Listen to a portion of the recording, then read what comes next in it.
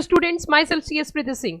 बच्चों, आज की तो वीडियो का ऑब्जेक्टिव है वो है एकदम साफ कि ऐसे बहुत सारे बच्चे हैं ऑल ओवर इंडिया जो CS कर रहे हैं। जिस समय वो CS एग्जीक्यूटिव में आते हैं उस समय वो एग्जीक्यूटिव ज्वाइन करते हैं, उनके मन में 1% भी नहीं रहता कि एक ऐसा भी वक्त आएगा जब वो एग्जाम नहीं देंगे। आज की वीडियो आपके लिए बहुत ज्यादा इंपॉर्टेंट, क्योंकि आज की वीडियो में हर वो टिप, हर वो पॉइंट में शेयर करूंगी जो कि आपके लिए CS पास करने के लिए, वो भी मात्र 25 दिनों में, बहुत ज्यादा जरूरी है। लेकिन आप अगर वीडियो लास्ट तक देखेंगे तो बहुत कुछ आपको आज की वीडियो में मिलने वाला है। सबसे पहली चीज होती है, मैम क्या 25 दिन के अंदर भी CS पास हो सकता है?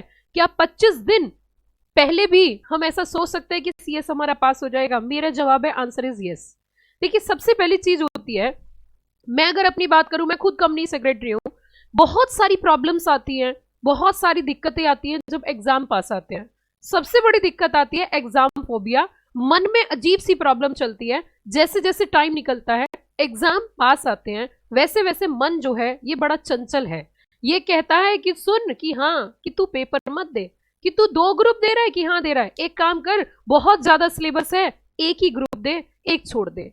कि मन सुन, कि हाँ, मन कमांड देता है इंसान को, बच्चे को, स्टूडेंट को, कि सुन, कि ज्यादा प्रेशर न ले, एक काम कर, अगली बार जो है अटेम्प्ट आएगा, अगले अटेम्प्ट को दे देना, बहुत अच्छे से शुरू से प्रिपरेशन करना। ऐसे ऐसे दिमाग में ख्याल आएंगे और आपका मन इतना चंचल और इतनी जल्दी आपको चेंज करेगा कि आपका मन 1% चेंज अगर हो गया तो हो सकता है या तो आप अटेम्प्ट ही ना दो, या फिर आप 2 से 1 पे आ जाओ। इन दोनों में से जो भी आप काम कर रहे हो, बहुत बड़ी गलती कर रहे हो।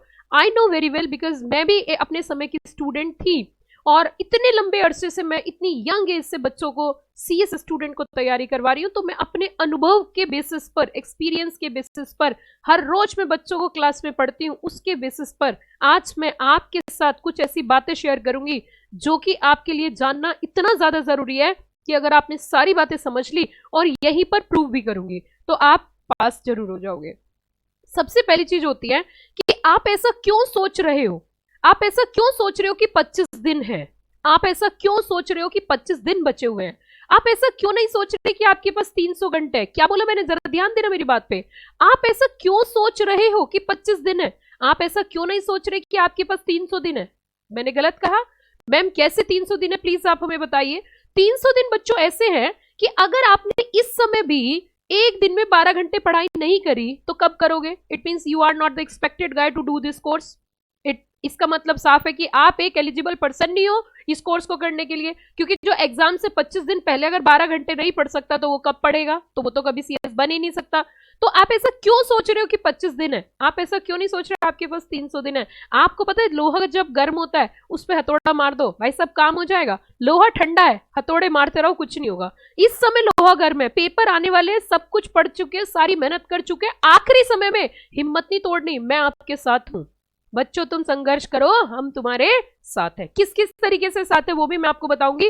पहले आपके लिए मोटिवेशन ये है कि आप इस बात पे ध्यान दो। थोड़ी सी वीडियो लंबी होगी, मुझे कोई दिक्कत नहीं है। जो बच्चा CS कर रहा है, जिसको CS बनना है, उसके पास पेशेंस जरूर होंगे। जिसके पास पेशेंस नहीं है, शॉर्ट वीडियो देख लो, शॉर्ट वीडियो देख लो, चलाओ उंगली, घुमाओ 1 सेकंड, क्योंकि आज की डेट में ठहराव है ही नहीं, पेशेंस नाम की चीज ही नहीं है। और पेशेंस नाम की चीज नहीं है तो बच्चों के लिए बहुत छोटी छोटी इंफॉर्मेशन में शॉर्ट्स में डाल लो। भैया शॉर्ट्स वाले आप देख लो।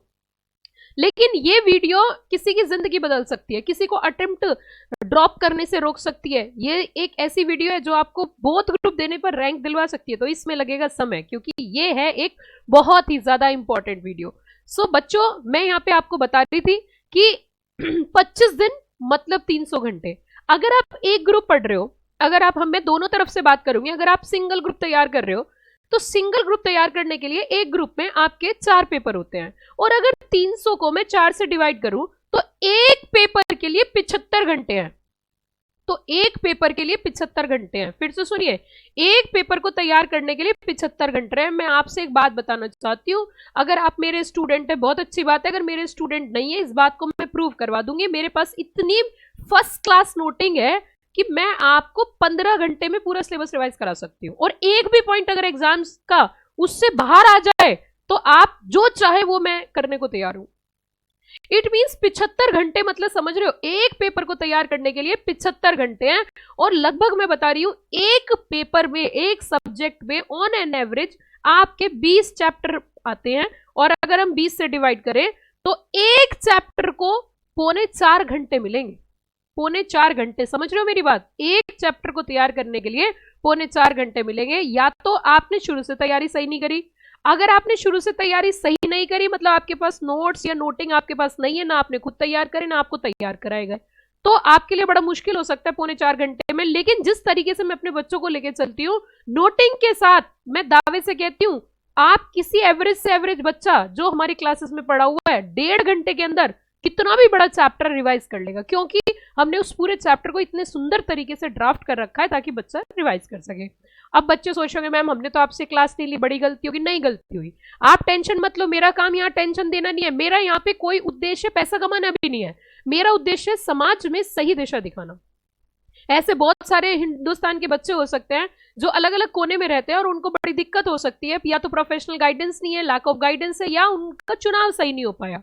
तो बच्चों मैं मैराथन लेके आऊंगी, और मैराथन इतना इफेक्टिव मैराथन होगा, जो भी मैंने नोटिंग बनाई है आपके साथ फ्रीली शेयर मैं करूंगी। आप उस मैराथन को ज्वाइन करना, और अगर अच्छा लगे तो आगे कंटिन्यू करना, और अच्छा ना लगे तो वहीं छोड़ देना, मुझे कोई दिक्कत नहीं है। तो इट मींस हमने यहाँ पे एवरेज निकाला कि लगभग 3.25 घंटे, 4 घंटे का टाइम एक चैप्टर को मिल रहा है। अगर आप बोथ ग्रुप तैयार कर रहे हो तो लगभग 2 घंटे आपको एक चैप्टर को पढ़ने के लिए मिल रहे हैं अभी भी। तो यहाँ पे ऐसी कोई बहुत बड़ी बात नहीं है कि नहीं हो सकता। तो ये मैंने आपको टाइम की बात बताई कि आपके पास 300 घंटे बचे हुए हैं। अब दूसरी मुद्दा ये उठता है कि मैम ये 300 घंटे पढ़े कैसे, क्योंकि जिंदगी में तो बड़ी आफत मोल ले रखी है, बड़ी सारी दिक्कतें हैं। देखिए सबसे पहली चीज proper effective utilisation of time. अब इफेक्टिव यूटिलाइजेशन ऑफ टाइम की जब हम बात करते हैं तो वो effective utilisation of time ma'am हो कैसे, ये भी एक बड़ी बात है। यहां आपको कुछ करना नहीं है, यहां आपको कुछ चीजें छोड़नी है। सबसे पहली चीज इफेक्टिव यूटिलाइजेशन ऑफ टाइम के लिए, अगर आप पीजी स्टूडेंट हैं, अगर आप पीजी स्टूडेंट हैं या आप अपने घर पे पढ़ रहे हो, तो आपको अपनी रिश्तेदारी, अपनी यारी, ये सब छोड़ना पड़ेगा। दोस्त ने कहा भाई एक पिक्चर देखने चल रहे हैं, 3 घंटे लगेंगे, भाई सब पूरा दिन खराब। घर पे पेरेंट्स ने बोला, मम्मी ने बोला कि बेटा तू एक काम कर कि जा बैंक में पैसे जमा करके आ जा, 1 घंटे का काम है। आपको लगे सारा 1 घंटे का काम है, लेकिन दिन खराब है। यहां मैं ये मानती हूं किसी के भी माता पिता, किसी के भी पेरेंट्स किसी बच्चे को कभी भी कामयाब होने से नहीं रोकते। उनका सबसे बड़ा सपना यही होता है मेरा बच्चा कामयाब हो। लेकिन कई बार काम होते हैं तो बच्चों को बता दिए जाते हैं, लेकिन ये समय सही नहीं है। अगर आपको घर में किसी भी तरीके का कोई काम बताया जा रहा है, आप उसको विनम्र तरीके से उन्हें समझाओ कि ये मेरा टाइम बहुत क्रूशियल है। मैं एक काम के लिए अगर घर से बाहर गया, एक काम के लिए मैं पीजी से बाहर गया, तो मेरा पूरा दिन खराब होगा और मेरे पास गिने चुने घंटे हैं, यहाँ पे घंटे ही गिने चुने हैं। तो इसीलिए सबसे पहली चीज इफेक्टिव यूटिलाइजेशन ऑफ टाइम के लिए क्रक्स की बात यह है कि आपको यारी, रिश्तेदारी सब छोड़नी पड़ेगी। कुछ छोटी मोटी फॉर्मेलिटीज आपको छोड़नी पड़ेंगी, ये सबसे ज्यादा इंपॉर्टेंट पॉइंट है। उसी के साथ साथ बच्चों सबसे बड़ी चीज यहाँ पे मैंने आपको बताई। अगला अगर हम बात करें, अगले पॉइंट की हम बात करें, तो अगला पॉइंट हमारा ये है कि फिटनेस। बिना फिटनेस के आप सही तरीके से पढ़ नहीं सकते, लेजीनेस बहुत रहेगी। अब लेजीनेस दूर करने के लिए आप बढ़िया तरीके से सही तरीके का खाना खाइए, भोजन सही लीजिए, ड्रिंकिंग वाटर है ना, plentiful of waters and fruits, ये आप कर सकते हो। अगला मुद्दा ये है कि आपको पूर्ण रूप से, पूरे तरीके से सोशल मीडिया से दूर रहना है। चाहे वो फेसबुक स्टेटस, फेसबुक जो भी है, व्हाट्सएप है, स्टेटस है, पूर्ण रूप से आपके लिए इन 25 दिनों में बैन होना चाहिए, सिर्फ और सिर्फ क्लासेस को छोड़ के। अगर आपका कोई रिवीजन सेशन है वो ठीक है, इस समय पे कोई भी नया काम ना करे, इस समय पे कोई नया फोन ना खरीदे, इस समय किसी भी नई फ्रेंडशिप में ना जाए, इस समय कोई नया चैप्टर तैयार ना, कुछ भी नया ना करें, जो चल रहा है उसी में आगे मूव करें इन 25 दिनों में, ये बात ध्यान रखना।